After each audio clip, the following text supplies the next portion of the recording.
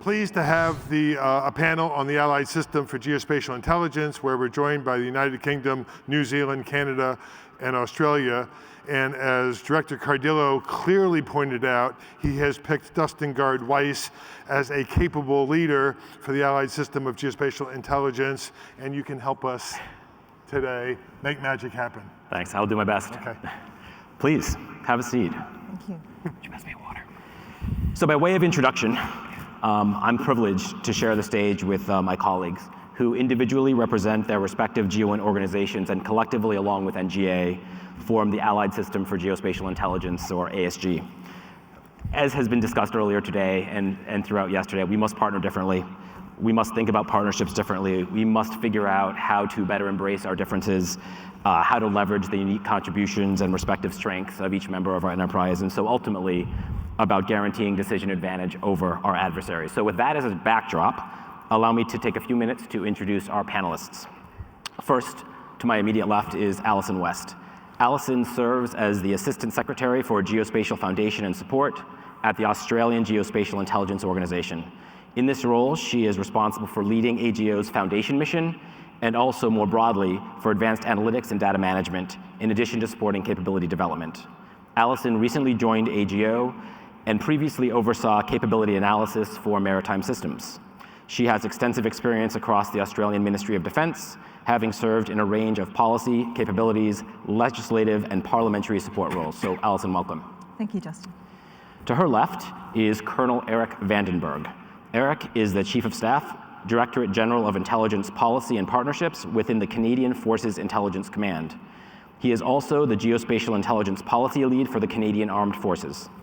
Eric is responsible for the development of intelligence policy, the oversight of intelligence directives and international partnerships and engagement. He is an engineer officer with 28 years of experience within the Canadian Armed Forces, has worked within the geospatial intelligence domain for the past 20 years, and previously served as the commanding officer of the Mapping and Charting Establishment. Welcome, Eric. Thank you, Dustin. To his immediate left is Aimee Tuffs. Aimee is the Geospatial Analysis Capability Lead in the United Kingdom Ministry of Defence for the National Centre for Geospatial Intelligence. In this role, Aimee is responsible for developing geospatial analysts for tradecraft and technology. She brings a wealth of experience to this position, having served over a decade in the Ministry of Defence in a range of capacities, from the lead GA at the Joint Narcotics Analysis Centre to managing intelligence requirements, and last but certainly not least, at least from my perspective, is her assignment as the UK Foundation Liaison Officer to NGA in St. Louis. Again, welcome, Aimee. And then last is Lieutenant Colonel Damon Taylor. He is an active duty Army officer with nearly 20 years of experience in service as an intelligence officer. He assumed the role of Director of GEOINT New Zealand in August of 2015, and although self-proclaimed, does not consider himself a GEOINT practitioner by background, he has been a power consumer, in quotes, of GEOINT throughout a number of roles within the intelligence community, as well as on operational deployments abroad. As a result of this experience, he has a very good understanding of the type of support that his organization provides to stakeholders and what they should expect. So with that as a backdrop, allow us to get started. So to set the stage, I would like each of our panelists to share their thoughts with the audience, with us, their organization's focus and priorities, and in the context of the discussion and the theme, talk a little bit about how you're approaching partnerships differently into the future. So Alison, we'll start with you. Thank you, Justin. Well, AGO's future direction was really set last year with the release of the 2016 Defence White Paper, which recognised the importance of GEOINT to defence capability and strengthened the funding arrangements to support that. While the broader Department of Defence is repositioning its workforce to focus on the higher technology demands of the future force, the intelligence functions, including GEOINT, are among the few areas marked for workforce growth. Our current workforce is around 400 people, civilian and military officers, but we'll be doubling that over the next 6 to 7 years. And of course, our industry partners are really important in terms of providing the technical skills and capacity to help us meet that mission. Through the Defence White Paper, the Australian Government is also investing multiple billions in Australia's GEOINT platforms, strengthening collection and assessment capabilities and enhancing our ICT systems that will enhance GEOINT analysis and dissemination of GEOINT at appropriate levels of security classification so that information gets to the people who need it. The White Paper also established the GEOINT domain to shape geospatial functions and investment across broader defence. We're working with defence stakeholders to improve our coordination of data requirements, but soon, for the first time, we'll be operating GEOINT projects as a program rather than as a piecemeal approach. And that will help us drive a coordinated and coherent approach to GEOINT capability outcomes. So while the scope of ADOs has broadened, our support to the warfighter remains key to our mission and to our culture. In terms of our priorities, I'd probably put them in 3 key categories. We'll be looking to consolidate our mission, to lead the GEOINT domain, and to position ourselves for the future, which is the theme of this conference.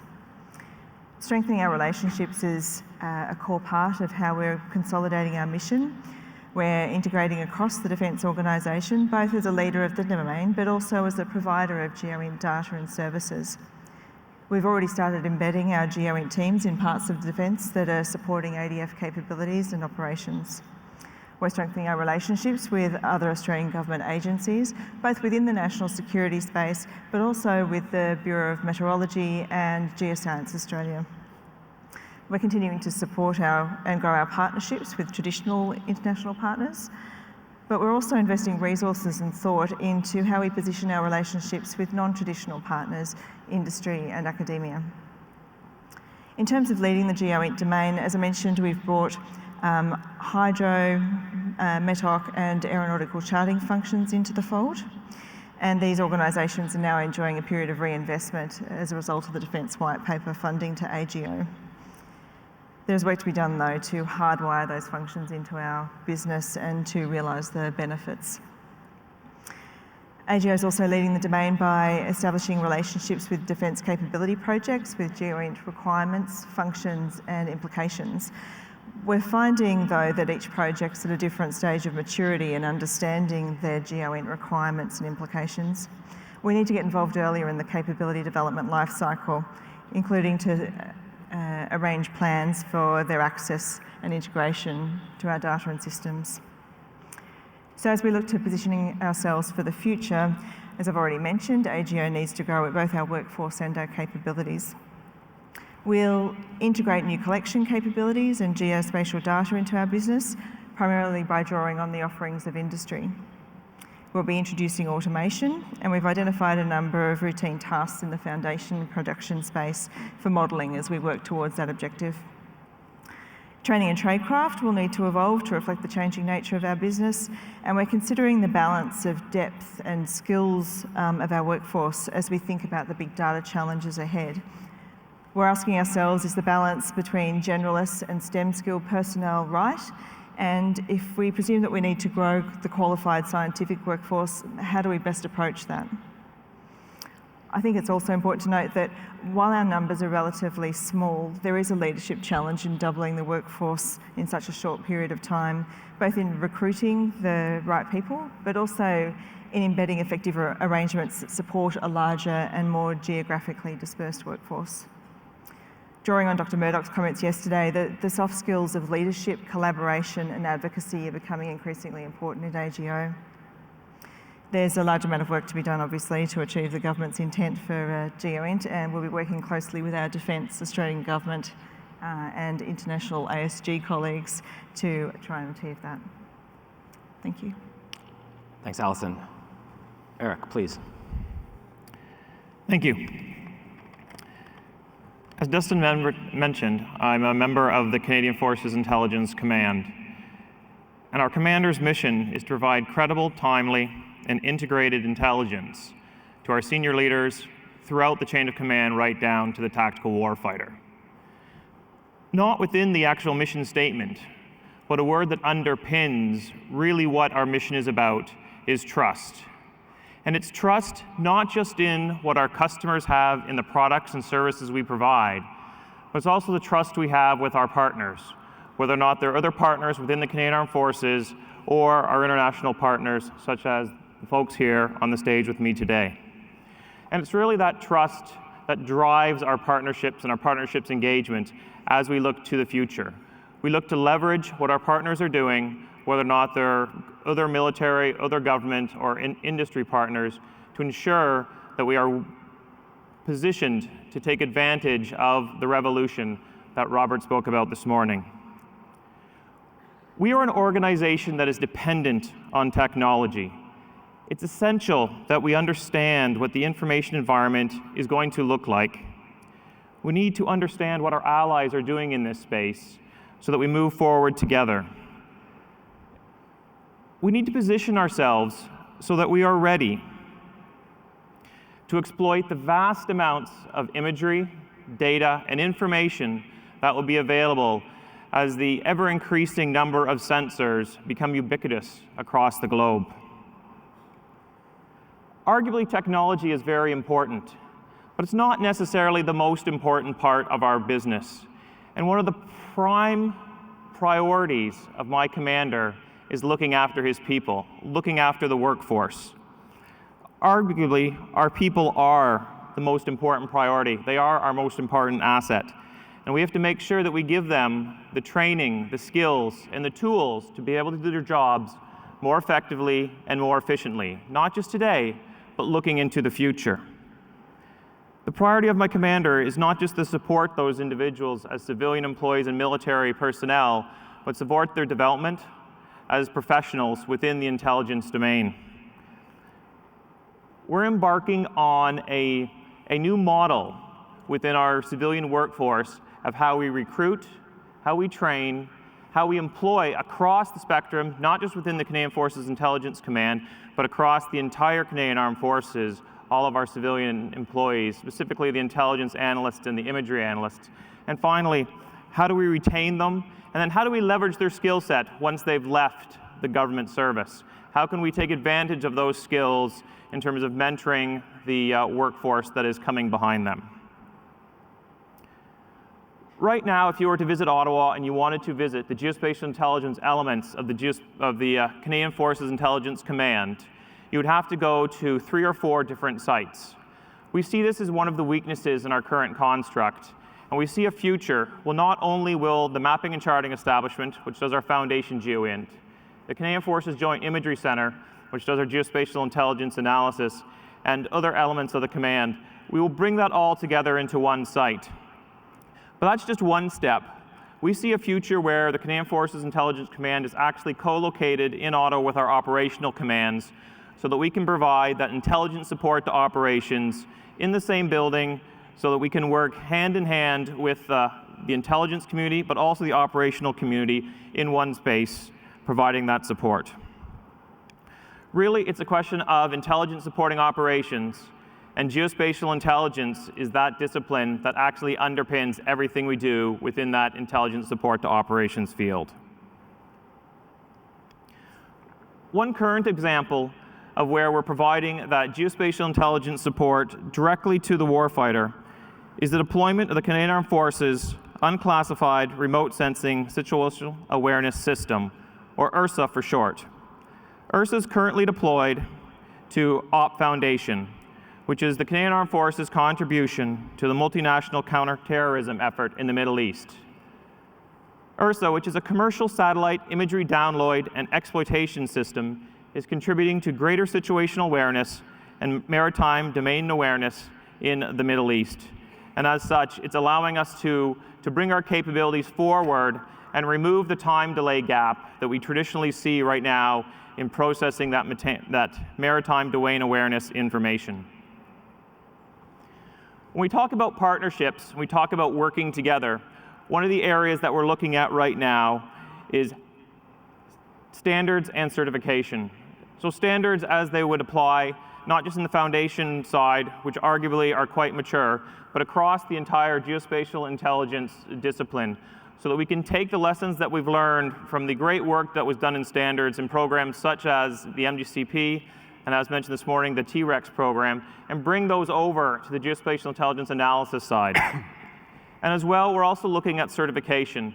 How can we bring in a certification program across our workforce when our workforce is actually very diverse in terms of military and civilian, foundation folks that are engineers versus intelligence operators. So it is a challenge that we're facing right now in how we can bring in that certification. And we look to the US GIF and the lessons that they have learned in their certification program to help us on that pathway. And as such, really, that's where we see ourselves going as a command in the future. We see ourselves embracing technology, developing our workforce, and embracing the partnerships that we have today and the new ones that we will forge in the future. Thank you very much. Thank you, Eric. Aimee, over to you to talk about your organization's focus, priorities, and approach to partnering. Yeah, thank you. So over the last 2 years, UK defence intelligence has undergone significant transformation and change. And the reason we've done that is to make ourselves more agile and be able to create different mission teams that focus on different countries or functional regional specialists. And as such, each of those mission teams has a whole variety then of intelligence disciplines. We also realised, though, that through the transformation process, that it was critical for us to create an organisation where GEOINT could actually be centred, and that organisation was called the National Centre for Geospatial-Intelligence. So it is still part of defence intelligence, but it is an area for us to be able to ensure that the geospatial standards, tradecrafts, and our partnerships actually have somewhere to continue to develop within. So the main priorities of NCGI is, first of all, to preserve and develop GEOINT tradecraft, and how do we actually professionalise our people, and how do we do certification and training. So very much echoing the comments that Eric had there on the military and civilian, we do have a diverse range of workforce, and it's how can we come up with that certification and training that encompasses everyone. Our next challenge is we are the UK focal point to enhance partnerships, both internally within the UK and also internationally with our partners across the ASG and much wider across the globe. And how do we include industry and academia within those side of things? So we want to move forward in partnership with people, recognising that GEOINT cannot be done alone as a UK only. Our next piece is to provide the GEOINT direction, which is how do we see the technology pieces moving forward, and how do we want to move forward not only as a discipline, but within a multi-intelligence environment, and bringing industry and our partners along with that. Then we also have the governance and assurance of GEOINT, which is our standards, policies, to ensure that we are actually assuring our services out to the wider community within defence, within the ASG, and to our international partners, and really laying out exactly what we're actually meant to be doing. And our final piece is on mission sharing. How do we increase the amount of mission sharing that we're actually doing, not only internally within the UK across the different disciplines to produce more multi-intelligence reports, using the geospatial to actually underpin most of those things, but how do we do that with the ASG and our other partners across the world, and with industry and academia? So that's a huge area that we want to be able to move forward with. And as a result of DI transformation, people like myself have been created for capability leads were established, and our focus is very much on those areas I outlined above, and on the professionalisation of our people. Our people are critical to everything that we do, along with our relationships that we have with our partners. So as you can see, I do have a huge leadership challenge within our side of things, identifying our way forward, and I look forward to working with the international community and with industry with that. Thank you. Thank you, Aimee. Damon, please. Thank you. So very similar to Canada in that defence intelligence in New Zealand owns the geospatial output within the New Zealand Defence Force. So I work to Chief of Defence Intelligence, and similar to the UK, we're undergoing a transformation program at the moment called the Joint Intelligence Program. That will see the defence intelligent portion of the New Zealand forces increase from about 2% to about 7% of the entire force. So we're truly becoming an intelligence-led organisation, and geospatial intelligence is at the forefront of that. So my organisation, GEOINT New Zealand, GNZ or GNZ, has a stated mission to provide effective GEOINT leadership, products, services and solutions to meet New Zealand's all of government, defence and allied requirements to ensure the nation's safety, security and success. So I think one of the key points in there is that we define our support and our work with the allies as part of our essential mission. We have two main responsibilities, and we're unique in a way in that even though we're a military unit, we're also the national authority for GEOINT within New Zealand, which is unique because our partner agencies within the SIGINT and HUMINT domains report straight to government and aren't part of defence. So in the US lexicon, we'd be what's called a combat support agency, but we also have a role to government. So we're mandated by government to provide support to the other New Zealand security agencies and intelligence agencies, law enforcement, and some other partners such as the Ministry of Primary Industries, which looks after fisheries and other things that go on within our EEZ, right up to Ministry of Foreign Affairs and Trade and others. And how we provide that support to these stakeholders is currently one of my key focuses for GNZ. Of course, scale is everything, and I note, well, Alison says AGOs are small. GNZ, I think, wins the stakes as far as our size. We're roughly around about 70 people strong, and out of those 70 people, only about 4 of us wear uniform, so it's predominantly a defence civilian workforce.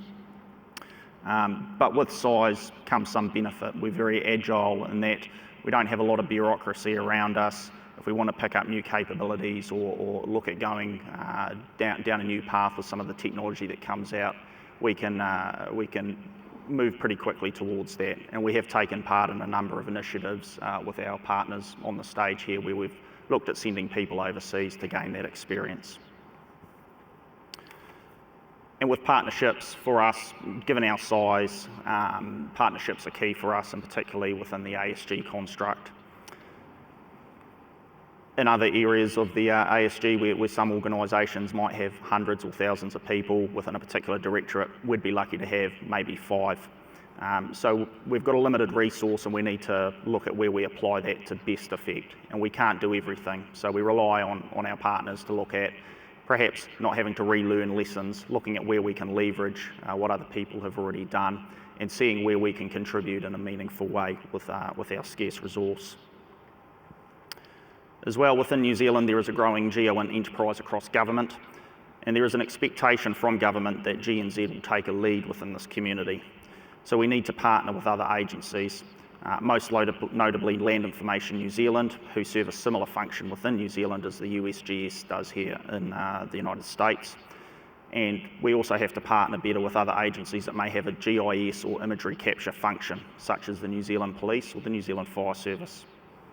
And additionally, our recent experiences dealing with a number of reasonably destructive earthquakes within New Zealand have shown that there's a further expectation that GNZ, as part of the Defence Force, has to be prepared to take a leadership role in coordinating GEOINT responses to such crises, both at home within New Zealand or further afield within our operating environment of the Southwest Pacific.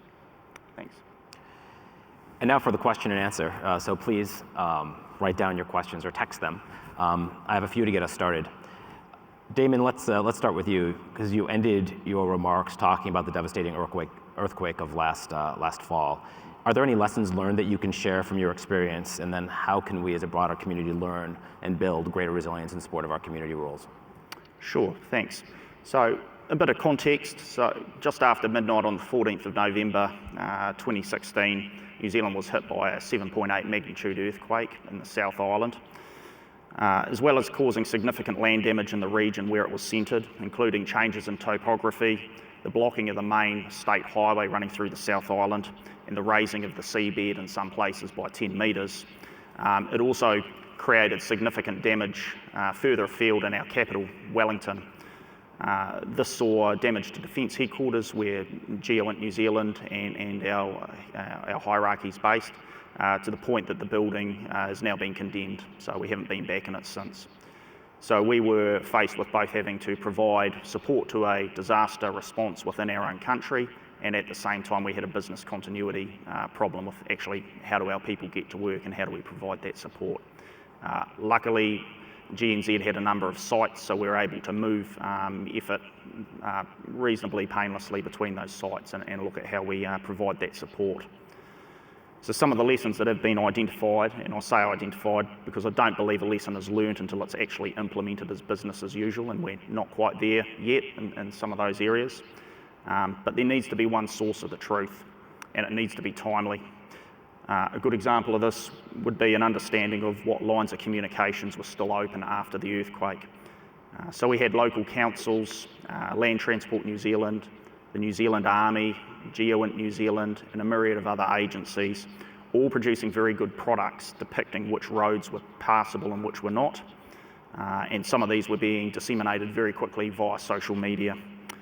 So decision makers were often left questioning what was the most up-to-date product, and in some instances were acting off what they got straight off social media because it was timely. So we need to get better at how we disseminate our products and how we deconflict between agencies, because from where I sat there appeared to be a lot of duplication, and that leads to wasted effort across the community. Another lesson identified is that very early on we need to be able to answer the question of where are the people in relation to the problem. Our previous large earthquake in 2011 was centred on our third largest city, Christchurch. So the answer to this question was reasonably straightforward. However, the most recent earthquake was centred in a sparsely populated rural area. So rather than dealing with a large, easily defined area of operation, we were now faced with numerous small communities scattered over a large geographic area, many of which were cut off by road. And these communities were fast running low on food and water, and were now only accessible by light aircraft or helicopters. The earthquake occurred at the same time as an international maritime review to commemorate our Navy's 75th anniversary. So this saw a number of naval vessels, including the USS Sampson, diverted to the South Island to help in the relief effort. But to enable this response, we needed to be able to identify where the affected communities were. And this problem was further exacerbated by the government agency who manages New Zealand's data, population data, Statistics New Zealand, losing access to their building due to its partial collapse in the quake itself. So we need to look at how we build up redundancy across the community and how we can access this type of data when we need it. And community resilience, so not Kaikoura specifically, but in general, geospatial is underpinning many efforts at national resilience, and LINZ, or Land Information New Zealand, and the New Zealand government are looking at a project at how we better coordinate that within the community through a common picture of the situation, and how can we provide that picture to the decision makers who need it. Thank you. Thanks, Damon. There's a lot of discussion about workforce, about skills, development, recruiting, training, etc. So maybe I'll start with Eric. Can you talk a little bit about how Canada is approaching geospatial and imagery analytic training, development, recruiting, and how you see that evolving into the future? Yes, thank you. As I mentioned, we have a diverse workforce. So not only is he split between a civilian workforce and a military workforce, really our foundation, GEOINT, is completely separate from our imagery or traditional imagery analysis capability. On the foundation side, we have a military occupation, which is the geomatics technician occupation, where we recruit them either directly out of high school to join the Army, or they remuster from another trade. We provide them with that basic training like you would for any Army soldier. Then we send them on a 2-year program at a local community college in Ottawa called Algonquin College. And over that 2 years, they get a lot of training from both the college professors and military staff, so that when they graduate, they are a fully fledged geomatics technician. They're available for us to deploy, doing work that's traditional GIS work, terrain analysis, survey, and data management. As they then progress through the ranks, we provide them with specialty training. So they specialize either in survey, whether or not it's geodetic, terrestrial, or aerial survey. They could specialize in geospatial data management, or perhaps they'll specialize in more advanced terrain analysis. And that's sort of that military occupation. Completely distinct from that are the civilians that work side by side with them. We hire the civilians generally direct out of community college, where they've done a 2 or 3 year program in GIS or in some types of geomatics. And then we provide them with traditionally vendor-based training for for the software that they need, or we leverage mobile training teams that come up from NGA so they can work within the product lines and the workflows that they're working. So unfortunately, we see very little synergies between those two workforces. And then to take that to the next step, we then have the imagery analysts, which are not even an occupation within our military structure. So we take promising intelligence operators and intelligence officers, one that we believe that will work well in this environment, and we put them on a training course to do imagery analysis. And that's how we develop the military side of the imagery analysis, which is becoming sort of the geospatial intelligence analysis. We have a very small civilian workforce. There is not a logical progression from the civilian world to that workforce. We find that a lot of our civilians are retired military, and it's not necessarily a sustainable model, because we're seeing folks leave the military to move on to the civilian side, which just means we just have to train more military.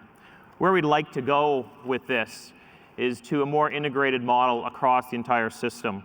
What we do with our intelligence analysts and policy analysts is we recruit them out of university, and then we put them on a 3-year program where they go through and they do a year of policy, a year of analysis, and then a year in an area where they wish to specialize, at which point they become a fully fledged either policy analyst or an intelligence analyst. We want to mimic that model for our geospatial intelligence analysts. We want to bring it in so that we use the same training, the same standards, the same certification across both the foundation side and the analysis side, but across also the military and civilian side.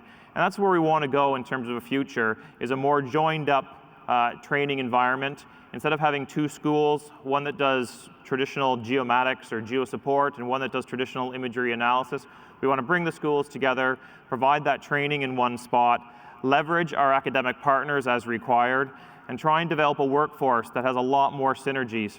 I think the ultimate goal, and it will take a long time to get there, is we will have one occupation that does geospatial intelligence analysis that then has specialties in cartography or survey or high-end analysis. And that's sort of where we want to get to in the future, but that will take a long time. So our short-term goals is really to get joint training, combined training, getting them to work together, and seeing those synergies across the different traditional occupations inside geospatial intelligence.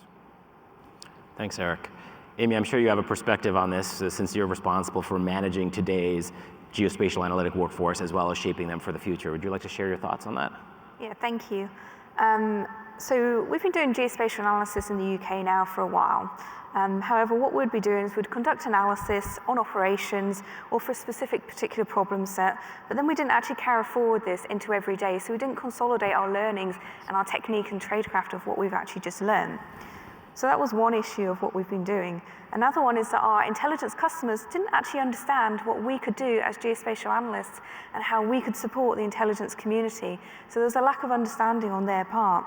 So over the last year, what I've been beginning to do is really work within the DI transformation changes and focus on consolidating what we've done previously with geospatial analysis and enhancing our discipline so that people can actually understand what we're capable of doing and how we can support intelligence and how we can be integrated. And to actually come to us with a problem set first off, rather than wait until you get to the end of your requirement and then say, please, can I have a graphic that generally looks like a briefing map to say, where is country A in the world? We can do so much more with geospatial analysis. So one of my roles as capability lead is to professionalize and develop geospatial analysis and how we actually support that within the intelligence community. Now, unfortunately for me, geospatial analysts, from an analysis construct, personnel do not really come ready-made. It's a discipline that's new and evolving that I need to establish and figure out a way forward of how we can do this.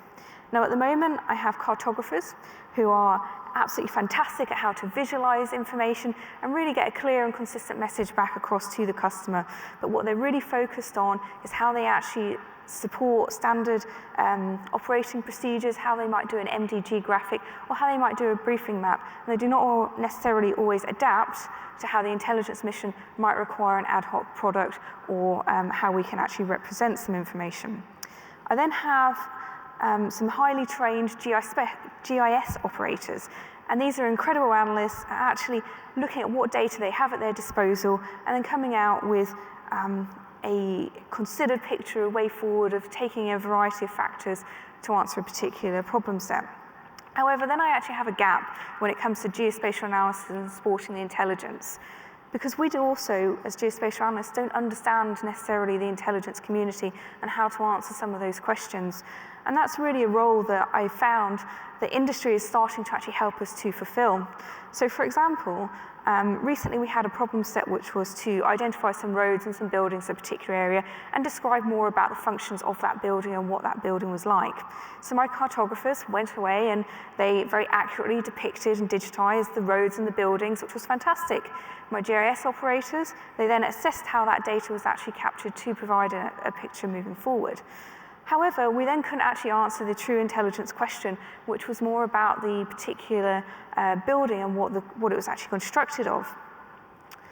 So through speaking with industry, we've actually now identified that I have a gap of imagery scientists. Through image scientists, we can actually use the image and look at every single pixel, and we could have said what that particular building was then actually created from.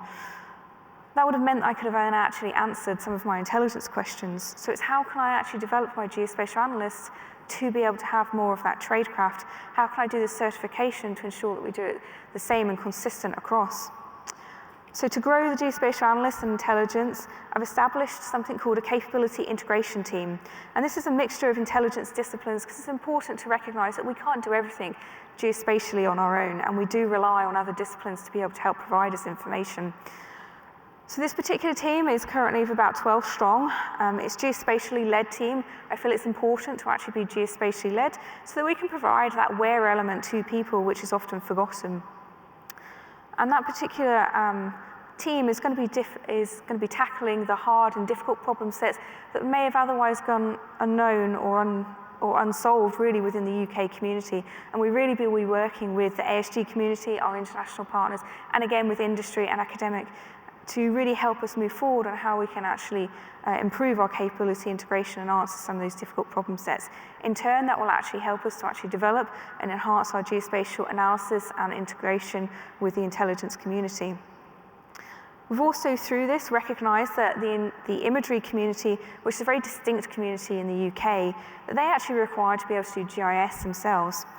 So what I've been able to do is, through, again, with partners with industry, we've been able to establish web services and how they can actually access the data and in a safe environment be able to create a product that they can then actually create themselves without relying on the GAs to actually be able to do a backlog side of things. And that's really been critical to how we're actually moving forward because it enables the imagery community to move forward as a discipline whilst understanding the geospatial side of things but in a safe environment. So the standards and professionalisation really is critical for me. So as such, we've been able to develop a new GA framework, which should be out hopefully within the next sort of 2 to 3 months, and that will be available all on the www. And part of that is actually acknowledging that analysis is a separate mission and discipline from cartography, which is a change in mindset really within the UK. It's also understanding the intelligence mission and who our customers are and how we can actually support them. So as such, we've had a big development program for all source analysts, so the equivalent to DIA in the UK, and how we can train those guys to actually understand when they can come to us with a problem set and how we can actually support them, knowing that not every situation is going to be the same each time. So that framework is really important to us and how we engage with our customers. And then we've also established a GEOINT product development cell, and what they're looking at is everything that's produced in the UK from an intelligence mission. We're looking at all of the geospatial side of things and ensuring that our standards are up to scratch and that we can actually assure every product that actually goes out. So in short, really, we are moving forward with the geospatial analysis side of things.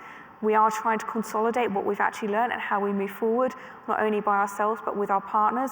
That's partners in terms of the ASG and the international community, but how we actually move forward within the whole variety of intelligence missions within the UK. Thank you. Thank you, Aimee. Alison, in your opening remarks, you talked about partnerships. And obviously, we're here talking about a number of partnerships in a number of different ways, and one of them, Aimee touched on it a little bit, was partnerships with industry. So I'd be interested in your thoughts on industry partnerships broadly, and then also opportunities for startups, small businesses, that type of innovation to find its way into supporting the challenges in your organization. Sure, thank you. Well, AGO will obviously be looking to leverage industry capacity and skills and innovation to achieve our mission. What I should mention is that as part of the Defence White Paper last year, the Australian Government released an industry policy statement which is driving a reinvigoration of Defence's relationship with the Australian defence industry. Those policy settings are really focused on working with Australian industry to deliver capability to achieve the White Paper objectives. The statement provides funding and support to grassroots innovation and next generation technologies. And there are a number of initiatives focused on supporting engagement and skilling of the Australian industry. The Defence Industry Capability Plan will be released later this year, and that will set up a strategy to grow and skill Australian defence industry and to support Defence's capability goals. Later this year, AGO will stand up an external engagement area which, as part of its remit, will coordinate and drive a more strategic approach to our relationship with industry, not just Australian industry, but our international industry partners. Our local industry is small and our requirement for industry support will only grow in the foreseeable future. So AGO wishes to work with our international industry partners to identify genuine opportunities to partner with Australian industry to grow skills and capacity and capability in niche areas. This will be important to AGO and will be of keen interest to the Australian Government. In my branch, for foundation data production contracts, we want to move from a piecemeal approach to one of longer-term partnerships to encourage industry to invest in their workforce and skills and to encourage innovation. For data and product acquisition, we'll be looking to leverage licensing arrangements to support our mission, recognising that the data and services we acquire need to be provided beyond defence to our Australian Government partners, both in the national security space and beyond, and to our international partners. We're looking for licensing arrangements that reflect that in a value for money way. So working with industry will be a key part of how AGO achieves its mission, and there is a number of initiatives underway to try and encourage and support that work. Thanks, Alison. Eric, would you like to offer any thoughts on the role of the industry partnership as you see the future of geospatial intelligence in Canada? Yes, thanks. I think we've been late to the game in terms of acknowledging the value that industry can provide to us. In the past, we very much tried to develop capabilities in-house, and we tried to sort of take our R&D community and sort of operationalize their work. I think just recently, we've definitely seen through engagement with our partners the value that industry can provide, especially in sort of what are emerging technology or emerging areas for us, such as open source intelligence. We definitely see an area for industry there to provide that capability, because it can be done in industry so much easier, it seems, than we can develop the capability in-house. So that's definitely one area where we see that industry could play a role, is in the provision of open source data, but also the analysis of open source data as well, so we can bring that capability into our analytical capability as a service, as opposed to having to develop it ourselves. So I think that's one area where definitely we could see a better partnership between the Canadian Forces Intelligence Command and industry. Thanks, Eric. Damon, anything you'd like to add or offer? Yeah, I'd just reinforce the point Eric's made there about how we partner better with industry. I mean, we're so small that as I've said, we can't do everything by ourselves. So we've got to look at who else is out there that can assist with the mission. A good example would be after the earthquake, we had some of our partners within industry, such as Eagle Technologies, who's the New Zealand distributor of Esri, come to us offering services and people and expertise to help not just my organisation, but the wider New Zealand government provide the response. We had Digital Globe, who we partner with for our commercial imagery, come to us very early on the piece, offering up imagery over the affected areas. So we need to engage more with some of these organisations that as a military, not only a military, but a military intelligence unit. In the past, we've sort of held at arm's length. We now operate over all three domains, whether it's unclassified secret or up to the top secret level. So there's plenty of room there for us to look at how we can engage more with industry and leverage off some of their capabilities. Thanks, Damon. Several of you talked about internal, I wouldn't call them necessarily reorganizations, restructuring, but how you are thinking about GEOINT within each of your constructs, whether it be, with AGO, sort of thinking about Australia, thinking about the sort of a GEOINT domain, or the NCGI, or Eric, as you mentioned, bringing all of the sort of the disparate pieces together under, I think you said, one roof. So can you talk a little bit about the challenges, well, I guess I would say the opportunity you see, as well as the challenges to being able to bring the enterprise together in a cohesive way? So Alison, if you wouldn't mind, I'd start with you, and then we can go through the three. Well, we're new on the journey of bringing the domain together, so we're still learning by doing. But we are establishing the enterprise board to bring together our defence stakeholders and to start to have conversations about data requirements, the investment in GEOINT capability, and to start to educate them on standards. So we are at the beginning of a process, and frankly, our stakeholders are at different stages of maturity in their own understanding of GEOINT. But it's a journey, and we're on it. Thanks. Eric. Yeah, so if you've been following the news when it comes to Canadian defence, you'll know that we're undergoing a defence policy review, which will be released on Wednesday, if all goes to plan. And we've been anxiously awaiting the results of this review to see how it will impact on defence, how it will impact on the intelligence community, then specifically from a personal point of view, how it will impact on the geospatial intelligence domain. Because one of the things that we've realized is that by having our main geospatial foundation unit and our joint imagery center doing image analysis being geographically separate, we're just not getting the synergies that we'd like to see in terms of the quick wins.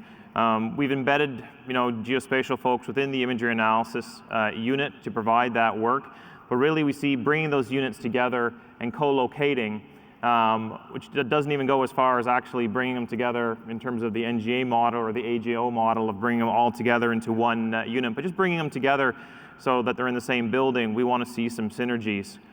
When we deploy overseas, we do it quite well. We've used all source intelligence centers where we have all of the different disciplines working together. And it's not something for some reason, we've been able to replicate back in Canada, but it is something we're now looking at in terms of let's not wait for the move, let's bring folks together. So we're going to try a couple trials where we bring together our geospatial folks, our imagery intelligence folks, but also their primary customer, if you will, in terms of the all-source intelligence analyst, and bring them together to see if we can develop those synergies and then learn from that as we then move forward to bringing those actual units together sometime hopefully in the near future. So it's, as Alison said, it is a journey, but I think one that we are coming to a bit later than some of our partners. So we will obviously look to their lessons learned as well. So thank you. Thanks, Eric. Aimee, would you like to talk about where you are in establishing the NCGI? Yeah, thank you. So very much echo Eric's comments. We're slightly further down the road because we've already gone through the initial transformation. We do have a number of analysts co-located up at RAF Whitton for the imagery, geospatial, and some all-source analysts, and then we also have other disciplines there. It's still challenging for us because we're still spread across three main sites, so we do have to do a lot of traveling in terms of that. In terms of what we've learned is that we're trying to create these multidisciplinary teams so that we really do leverage the best of all of the different intelligence disciplines and enhance our own capabilities within that. Sorry, I've kind of forgotten what I was meant to be saying now. What was the question? In terms of sort of NCGI, right? Sort of as you begin to look across and try to integrate the disparate pieces of the broader sort of geospatial intelligence enterprise across the UK, how's that going? And sort of, are there challenges that you're experiencing bringing them together? Yeah, so part of the capability integration that I was actually speaking about earlier, that team is really actually bringing all of it together. What we've found out is that initially, if you co-locate people, they still might not actually speak together. You can actually sit them next to each other and they still won't speak to each other. So you're having to force them to work within a specific mission team and problem set. And particularly when you give them difficult problems, you're forced then to actually speak to one another and learn those different lessons and what's good from each particular discipline. So we are trying to move forward with the capability integration, and I think that will give us a lot of lessons learned. However, what we do acknowledge is that we can't do this alone, and really bringing industry in is actually helping us to change a lot of our perspectives and how we actually move forward, not only with our tradecraft, but how we're actually using some of the software that we've been using for years. And it turns out we haven't been exploiting it perhaps as much as we could have been. But they've also, industry's been able to bring a completely unique insight for us and how we actually answer a lot of those questions. Great. Thank you. There are a number of questions from the audience about the role of technology and the role that technology plays, whether it be cloud, whether it be big data, data analytics, et cetera. So can you talk about the role that technology plays, certainly today, but probably more importantly, the role that you see it playing in the future? Eric, why don't I start with you and then. So I think, as I said earlier, I think that we are obviously a technology-based organization. And as we look at sort of the developments that occur sort of in industry, and you look at sort of, so using cloud computing and cloud storage as an example, it's a place where we need to go. It's a place where, as technology moves forward, we need to move with it. And we come up against those challenges that were spoke about this morning when the security guy walks into your office and says, you can't do that. There's no way you're going to connect to that cloud. And I think that there's an embrace of technology that's coming, and I don't think the challenge is necessarily with embracing the technology. I think that if you ask any of the young professionals that are here, as they sort of move their way up, it's an environment they're comfortable with. It's something they're used to, and I think we're going to see that in the future. I think the real challenge is with our security folks. It's changing the mindset. And as we move forward, and looking at the partnerships piece, it's making sure we have those standards in place so that I don't go down a solution that then is not able to talk to the US solution or the Australian solution. And so that's the other key piece there that I think we need to look at. So yes, we need to embrace technology. I think we're moving along that way. I think we will exponentially get better at doing it because we will really have no choice if we wish to remain competitive and relevant. I think the important parts are making sure that we still acknowledge there is a security threat and how can we actually protect ourselves, how can we assure that GEOINT dominance, but also how can we make sure that we stay in step with our partners to make sure we're developing capabilities that are interoperable. So to that point, there is a question. Obviously, we are migrating as the US intelligence community to the cloud with eyesight. And there's a question about, and I'll expand the question, to information sharing, interoperability, and how well we're doing today, and how you see the challenges as we move into the future, and are there thoughts that you have on how we can do that more effectively or think about information sharing in that context? So William Shatner this morning talked about compromise. And I think I think the point I took away, or the point I thought about when he mentioned that, was that there is a lot of compromise that we have to do to make sure we remain interoperable. So using the eyesight example, the US moves forward with eyesight, and they present it to us, and here you go, rest of the 5 eyes, this is what we're doing, plug in if you can. Where really, the environment we should be in is, hey, this is an idea of where we think we're going, we'd really like you to come along, let's make sure that we give and take a little bit so that when we get to the end, we're all there. And I think that will make definitely the engineers and the data scientists that work for us, a lot more happy, because then they can be more proactive as opposed to reactive. And I'm not trying to be negative against what the US was doing. I think it's a new sort of environment. We would have done the exact same thing. We would have developed something in isolation without asking our partners. But I think that experience has made us realize that there definitely is an aspect of compromise involved, and we really need to start that conversation at the beginning of the journey and not halfway along or near the end. Damon, do you have any thoughts on the role of technology, and certainly from a broader interoperability perspective as well? Yeah, so I guess going back to my point I made earlier about our size, we need to look what opportunities exist with technology to both automate some of those processes that our people could, I guess, spend their time doing other things on rather than doing those, but also how to augment the analyst to free up time. So there are technological solutions out there that we look at. For example, participation in NGA's Pathfinder project to see how we can work smarter within the unclassified environment to maybe answer some of the questions that we would normally look for classified information for. I think, sorry, what was the second part of the question? Broader interoperability. Oh, interoperability, yeah, sorry. So yeah, just echoing Eric's point he made as well. I mean, New Zealand, we're too small to go alone anywhere. We're always part of a coalition when we go offshore, and we really do rely on our partners. So interoperability is one of our key tenets.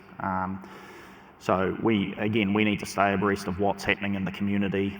Usually it's the same person going to a multitude of meetings around the community. We need to look at how we can bring that back in and make sure our systems are ready to, I guess, plug and play with some of the systems that are coming online, particularly on the US side. Eyesight for us is very exciting where we go with that, but it's also just making sure that we're aware of developments and making sure our end of the deal is up to scratch. So when it comes time to plug in, that we're as prepared as possible, so we're not letting the team down, I guess, from a systems perspective. So in the context of systems, we've talked a lot about sort of geospatial intelligence and internal, sort of within sort of the GEOINT sphere. There are a number of questions about what your organizations, and I would even go say broadly, each of your nations are doing to break down sort of what have been traditional silos between the various INTs, right? Sort of how GEOINT plays with the broader intelligence community. So can you talk about any efforts that are underway to try to break down those barriers as well? So Damon, if you wouldn't mind, since you're nodding, I'll start with you. Yeah, sure. So I guess when I came into GNZ, the bulk of the unit was located in Auckland City, in a Navy base up there, whereas the bulk of our defence and intelligence community and leadership's in Wellington. So we had a bit of a challenge with how we engaged with key decision and policy makers in the community. There was also a lack of understanding as to what GEOINT was and what it could provide to the operational layer. So when I find out that a response for a tropical cyclone is being planned in our operational headquarters off Google Maps, because the planned staff in there had no idea we had a web mapping service and what it could do with us, for them, we've got a problem. So very early on in the piece, we looked at starting to send our analysts out and embed with some of these units. So I now have analysts embedded with our operational headquarters. I have some embedded with some of our government partners who they support in Wellington, and also have some embedded in our DIA equivalent. And the initial feedback's been very positive, to the point where we've tried to move people in the past. There's been significant pushback from those organisations who have them working alongside, because the strategic intelligence analysts now see the GEOINT analyst as part of the team. They rely on them for giving that graphical representation of the problem set they're working on. To the point now, I guess, we've created ourselves a bit of a problem, because there's now a greater demand signal to put more people into some of these organisations. But it's a good problem to have. To be sure. Aimee, would love your perspective. You spent a good portion of your career supporting a number of different elements within the Ministry of Defence. So I'd like your thoughts on sort of where you are today and how you see the integration of the same question of the INTs going forward and the role that GEOINT plays in that. I think I got it on. There's a lot of echo, so I can't always hear the question properly. So I really echo a lot of the comments actually that you've already said from a New Zealand perspective. So again, our policy and decision makers, they are based in London, along with a lot of our other key intelligence partners as well. So what we started to do is we've actually also been embedding GAs to integrate within them and help with their mission. And part of that was to actually teach them to understand what is GEOINT and what can we actually do for you. And also it enables our own geo analysts to actually be able to develop and enhance their own skill set, so they can understand what intelligence actually is and how they can integrate. So we're really in an initial curve with that, but at the moment the demand for our analysts being embedded is getting significantly higher and higher, and we are trying to integrate more across the board. So I think that was your question. You got it. Eric, please. Yeah, I think because the Canadian Forces Intelligence Command does both all source collection and analysis, we have a more natural fit of bringing together, at least within the military, the different silos. I think the challenges that we have is replicating what we do very well on overseas deployments back in Canada, but as well in integrating with our other government departments and the other intelligence community partners. And one of the ways that we're looking at doing it now, because we've always tried a top-down approach with get the senior leaders together, have them meet, discuss, talk about how wonderful it would be if we embedded folks or did things better. And we're still doing that, but I think what we're looking at now is we're trying to do more analyst exchanges. We're trying to get more people to move around the different agencies. So you may spend some time in sort of doing imagery analysis, but then you'll go do a bit of all source, or you'll work in the human agency.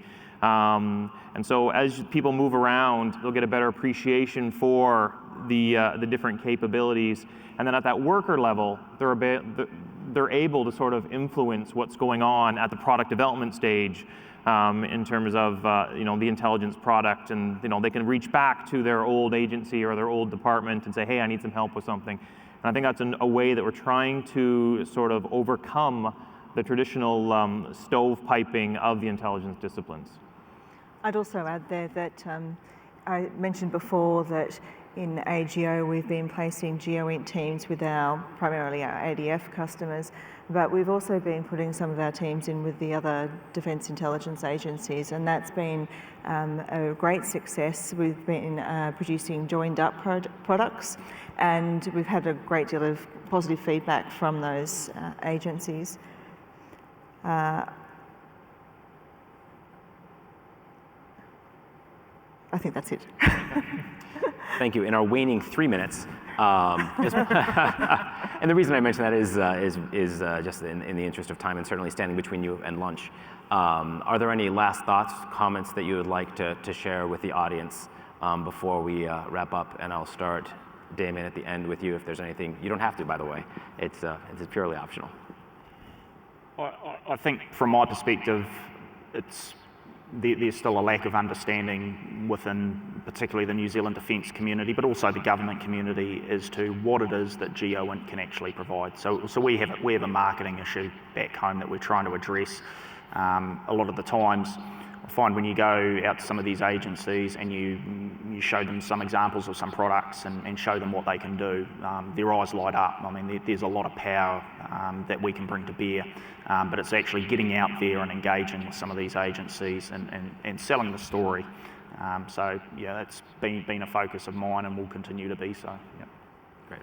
Thanks, Damon. Aimee, please. Again, I really echo your comments, because for us, it really is about getting our customers to understand what GEOINT is and also what Geo can actually provide. And then we can provide more to you than a map that's already predefined for your purpose.